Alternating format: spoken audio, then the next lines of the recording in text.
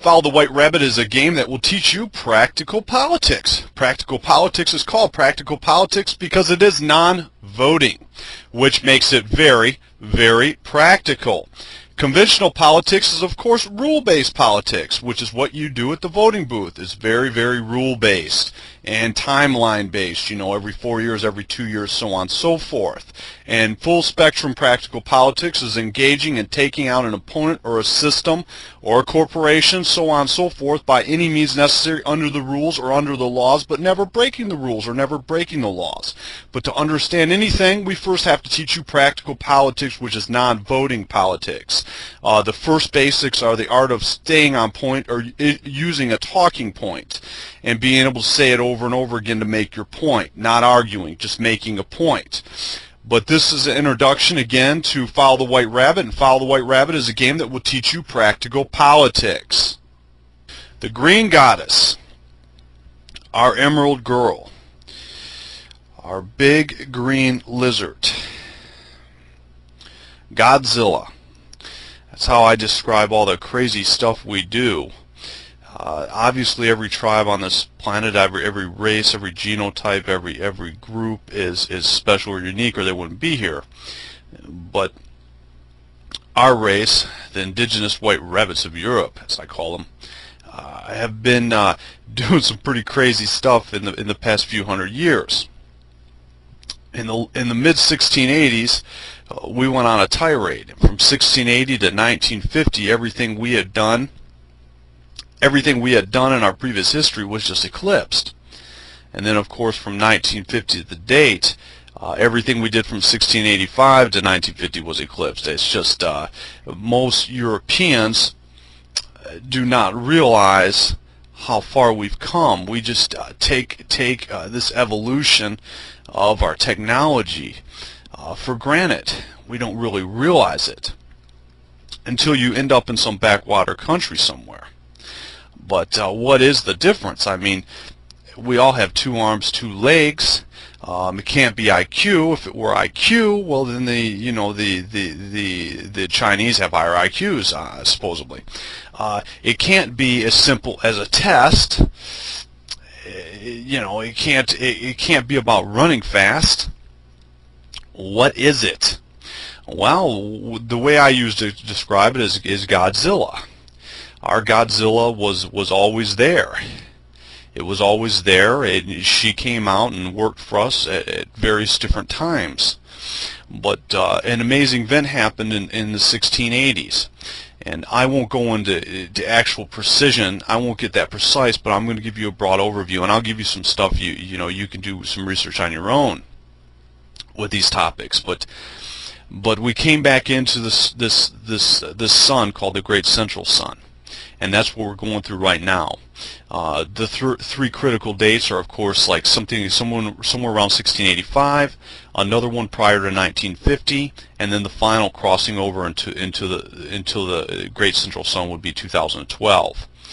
The spectrum of light we hit, this kind of light, in 1685 had not been seen in 25,000 years, something along those lines. The type of light we came into in 1950 hadn't been seen in 25,000 years. What we're going through right now, this type of light that's waking up not only just us, but all of humanity, has not been seen in over 25,000 years. We're rolling back into this new sun, and it isn't this sun. The problem when you talk about the Great Central Sun, the sun emanating from the center of the cosmos, and it is a celestial event.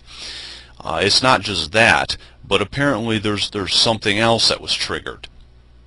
Every single one listening to this on this planet has heard this, because this little group that well, I don't. Maybe many of you haven't heard of this group. There's a little group called the Nazis made it famous, called the Black Sun, a latent sun. It is something emanating out of Orion, out of the constellation Orion, and it was triggered as we came back in to the Great Central Sun.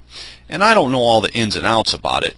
I mean, what I know is pretty what I call trippy stuff. It is kind of like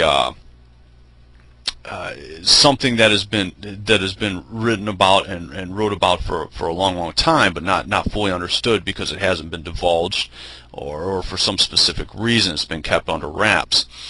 But the Nazis grabbed a hold of this black sun, and most people thought it was talking about dark sun worship, or worship of the dark aspect of light. It had nothing to do with that. It's this particular energy source emanating out of Orion, or it comes through stronger in Orion, or whatever. But in 1685 it came blasting into the solar system. And I mean, it came blasting in.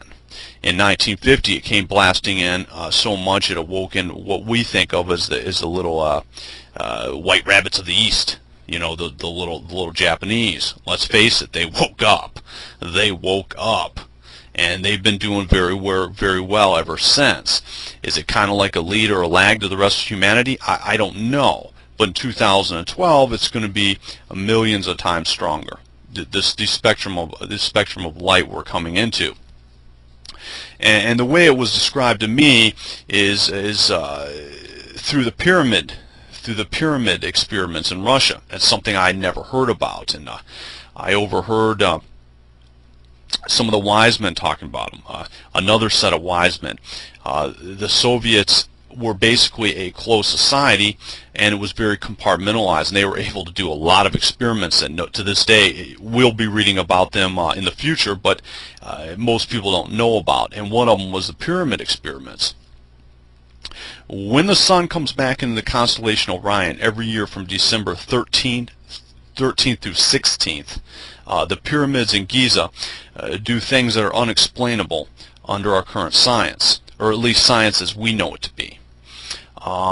Whether it be knocking out radar, whether it be things that are totally mind-blowing. Let me give you an example of one, because I am not a scientist, but I will give you an example of one that is read about, and you can buy the books or go to your library and rent a book, and you can do research on this. When the Soviets did the pyramid experiments, they built some of the biggest pyramids ever seen. What did they build them out? They built them out of different type of composite materials. They didn't build stone ones, obviously. They built different composite materials. Maybe you've seen one in Paris. There's a little glass pyramid in Paris, built by someone near the Louvre, but they did similar type stuff in Russia, huge ones. Well, when they built them, they did all kinds of different scientific experiments on this, what would happen at different times of the year, so on and so forth. But one thing they noticed, one of the wildest things they noticed, was that grasses and different plant lives and other things that they've talked about that are so they're so out there I won't even repeat them. But grasses and things that have been extinct for thousands and thousands of years in regards to plant life. In this one instance, certain types of flowers that hadn't grown in like 10,000 years started growing. They could put water in them, and the water wouldn't freeze. In the middle of winter, middle of Russian winter, and so it's really a unique thing that everyone on this planet has seen these pyramids. But what are they for? What's so special about them? What are they? And we don't fully know. But from December the 13th to 16th, the sun comes into that constellation Orion, our sun, the actual sun that takes up 99% of the solar system. And as the sun comes into the constellation Orion, it gives and takes some kind of energy. And this type of energy, or a spectrum of this type of energy, has been blowing through stronger and stronger since we've started coming back into the great central sun. And now, I may be off on a little fact here, a little fact there. I'm trying to give you a broad overview, because I am not by any means a scientist, and this is not something you're going to be reading about in your daddy's physics books. But this is the stuff coming down the pipeline. You're going to hear about the technology of light. And this particular type, for some reason, activated us, this particular spectrum of light. Right now, at certain times of the year, they got the pyramids at Giza, certain pyramids cordoned off. You can't get within so many, well, now they backed them up a mile, some say, sometimes of the year. But they got them walled off at certain times of the year. What's going on? I don't know, but it has to do with these celestial events. And of course, the pyramids are a huge mystery. Their alignment, certain different alignments with Mars, and so on and so forth, and stuff that I won't even go into. If you're interested in this type of thing, though, the Russian experiments, Joseph Farrell has written stuff that in a roundabout way, he's written